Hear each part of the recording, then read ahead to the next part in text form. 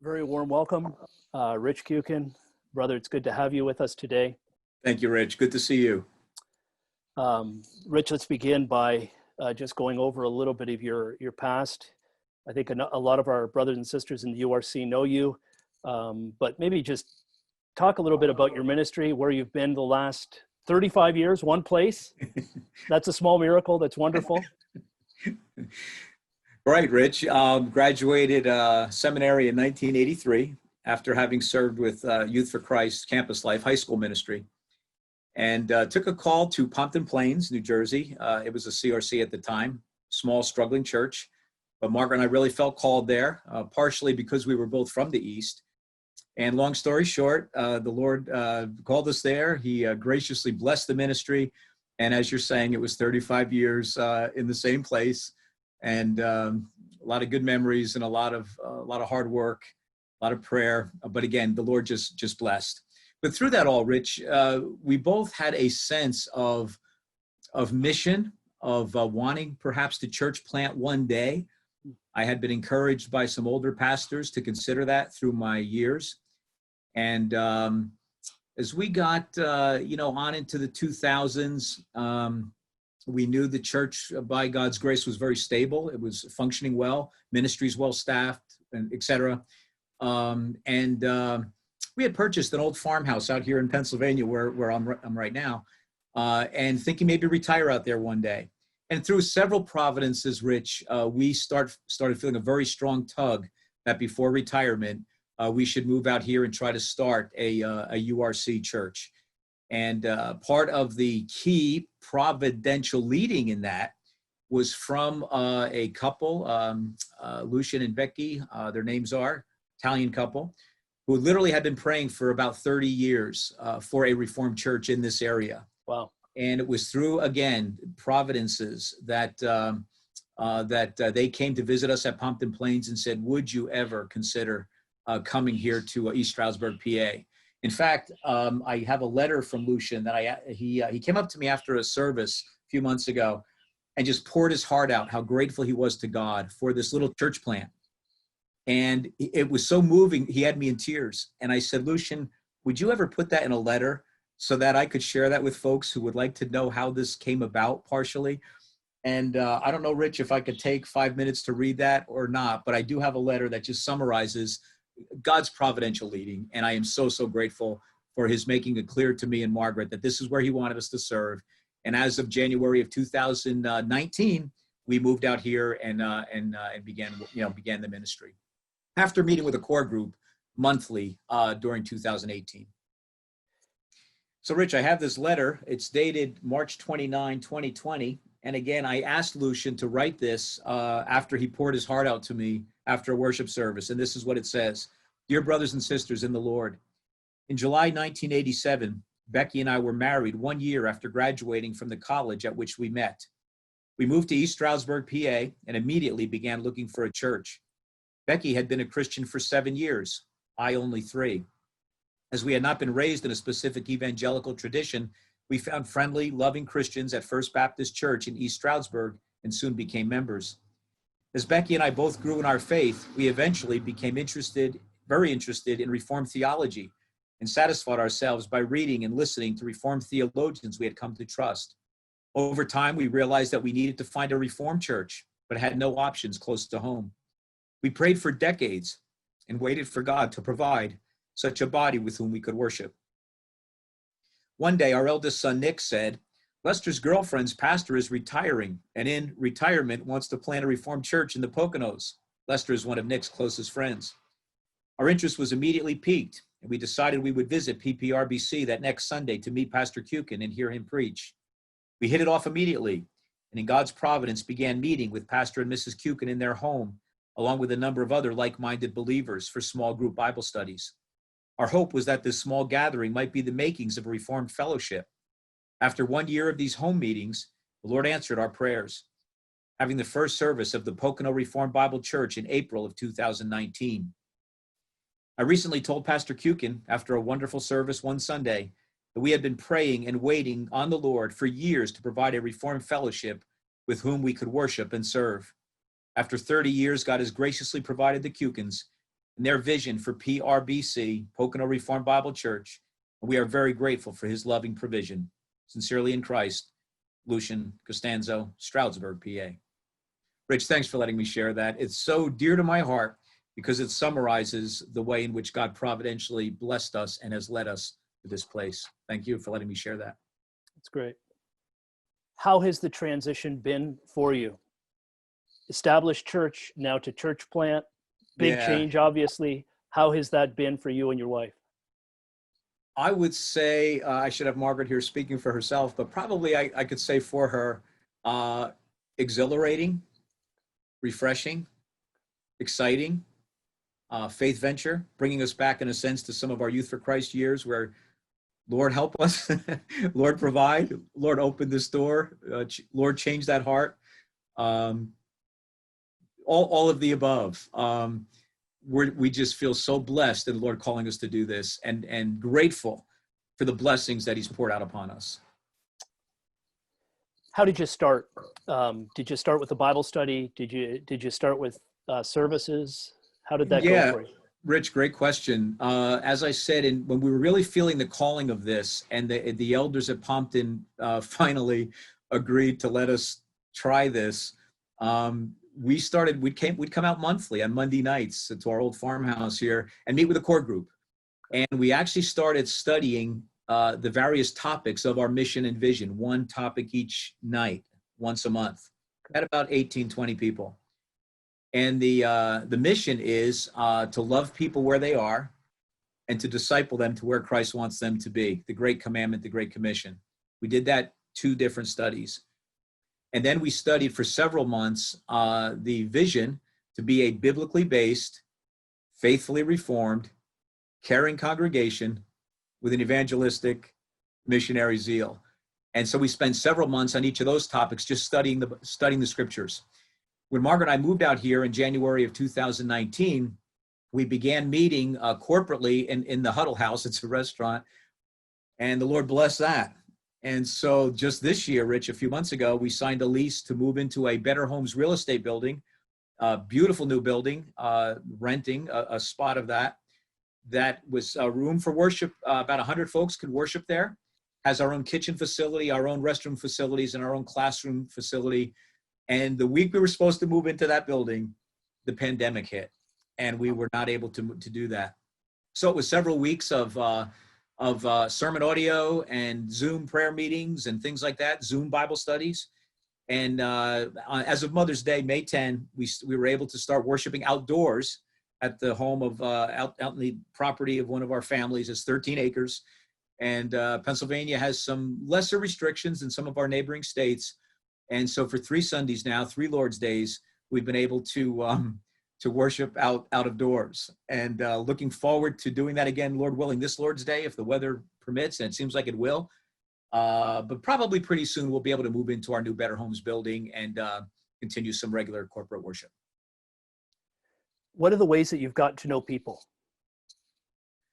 Well, it helped somewhat having this old house out here for several years. I'd come out to cut the grass weekly and so on, and you get to meet neighbors and contractors and things. But it has struck us, Rich, that people in Pennsylvania, in PA, generally speaking, are very open, just striking up conversations. They don't have any airs about them. You don't have the high pressure of New York City, New Jersey area. They're just some down-to-earth, salt of the earth people. And hence, we would strike up a conversation with virtually everybody we meet in the store, in the barbershop, in the bank, in the diner. And it's been a blessing and frustrating in the sense that it's very easy to share the gospel, tell them you're a pastor, invite them to worship. They respond very excitedly. Oh, I live near there. Or, oh, yeah, I'll come. Or thanks for the information. But then you often don't see them. That's been part of our experience. Margaret had the great idea of, during the pandemic, of just starting to bring meals to both people in our own little flock and people in our neighborhood, just to introduce ourselves and bring them a meal. Excuse me. And that has been a real blessing both for our folks and for others. Margaret also had the idea of, she's on some kind of a neighborhood Zoom, Facebook something. I'm not very techie. over 1,000 people are hooked up on that. And she asked me if she could tell them that I was a pastor during these difficult times. If anyone needed counseling or just simply prayer or wanted to share their burden, here's how you get in touch with my husband. And she put that out there, and we had a lot of, oh, thank you, that's so sweet, thanks for the offer, but didn't really hear from anybody. So that's sort of what it's been. And our people are so good at inviting people to worship, or inviting people to our Facebook page, or telling them to listen to sermon audio sermons. We just have a great base being laid, a great foundation being laid. And Rich, this is so by the grace of God. I mean, man, I'm going to get teary. I am just, I'm really a nobody just trying to serve the Lord at this stage of my ministry. It's all I am. And he's just been very good and gracious to us, and has encouraged us in many ways. The frustrating part was right as the pandemic hit, Brother Ray neighborhood, or had been in the restaurant and heard there was a church here. And right at that point, it hit. And so we're hoping by the grace of God that we don't lose that kind of budding momentum of reaching some of the locals here, for sure.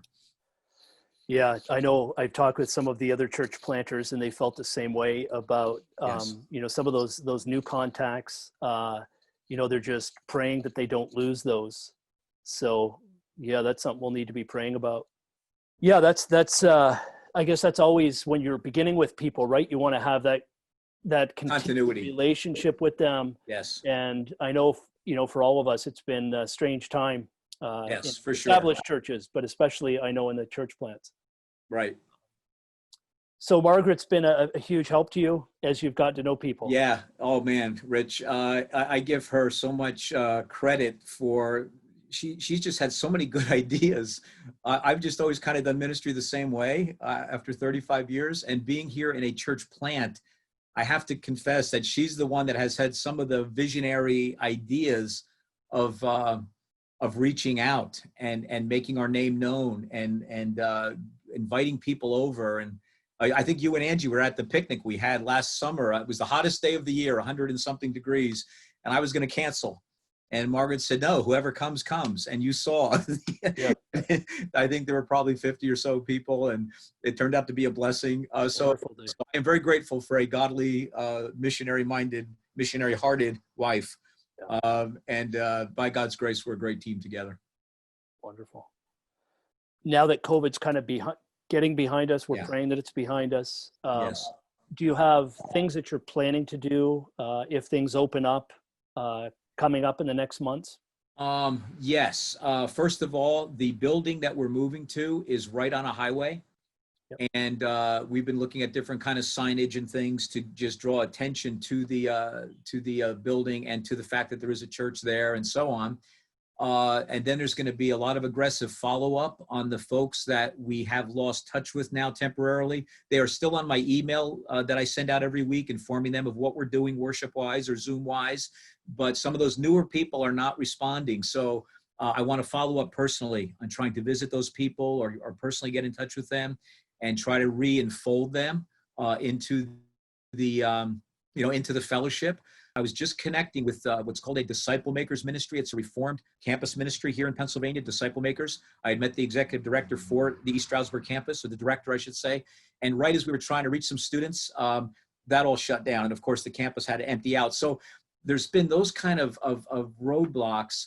And yet it's given us a time to really pray, to find ways to love each other, support each other in the midst of the restrictions. And we are simply hoping that once we can have these restrictions lifted, that all of us as our little flock are ready to eagerly resume the fellowship and the worship we've enjoyed, but also to start reaching out as part of our mission and vision to reach our neighbors, our unsaved relatives, the neighbors, and pray that the Lord will really bless that, and perhaps has been watering the seeds that we planted, even though we haven't been physically together with them. Great. Specifically, how can we be praying for you? Well, first prayer item again would be, Lord, lift the restrictions, and please don't let us have lost momentum. I think our people could weather some of loss of momentum because they are so excited about what the Lord is doing here, that they have a Reformed church. Some of them, Rich, by the way, came in through listening to R.C. Sproul or White Horse Inn, were exposed to the Reformed faith, but they are so excited about the Reformed faith and the opportunity to have a Reformed preacher and Reformed confessions and Reformed worship. It's almost like, and the catechism. Oh my goodness, I did a devotional for Ascension Day, an Ascension Day devotional on Lord's Day 18. And I've done that for 35 years at Pompton, preached Ascension Days. And these people were so eager to hear this and to look at the scripture supporting the confession. It's been exciting. So again, the Lord's blessing on a resumption of worship, teaching the catechism, family Sunday school, all of that. And then that the folks who had been coming would resume their attendance, what I'm calling the fringe locals, that they would come. And then the third prayer item would be for the Lord to open hearts of the ones we're ministering to. Humorous anecdote. We have across the street from us, there's some young guys rent a house and they're in a rock band. It's like their avocation. So we often hear rock music late into the night.